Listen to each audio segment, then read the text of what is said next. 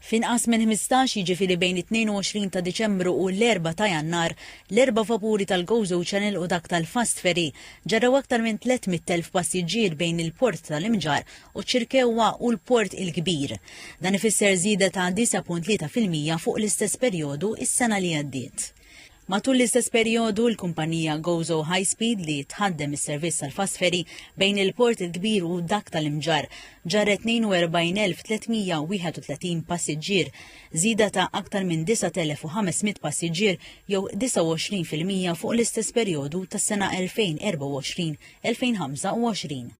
Il-Ministru l-Għawdex u l-Ippjanar Clint Camilleri qal li dawn iċ-ċifri juru li Għawdex sar l-għażla naturali ta' eluf ta' Maltin u turisti ta' kull staġun li jażlu li għattaw ftit jiem ta' mistrieħ fil-Gżira Awċija.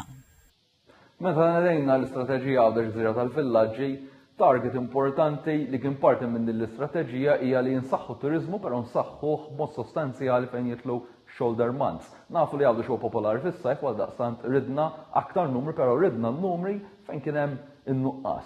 Permezz ukoll tal-inizjattivi kulturali xejn anqas minn 165 attività kulturali ġewwa Gżira ta' Għawdex f'dal perjodu tal-miliet rajna xejn anqas minn 300,000 passiġġier. Jirreferi wkoll għall-istħarriġ tal-Assoċjazzjoni tat-Turiżmu f'Għawdex fejn aktar minn 60% tal-operaturi turistiċi qalu li l-istabbilimenti li joperaw marru aħjar mis-sena l-oħra, filwaqt li madwar 20% qalu li kienu fuq l-istess livelli tas-sena l-oħra. Il-Ministru Camilleri temm jgħid li l-Gvern se jkompli jibni fuq dan is-suċċess biex jassigura li l-elementi li jagħmlu lil Għawdex distint minn destinazzjonijiet oħra bħal dawk tal-kwiet u l-kalma u ta' diversi attivitajiet jkomplu jkunu elementi integrali fil-pjani futuri ta' Għawdex.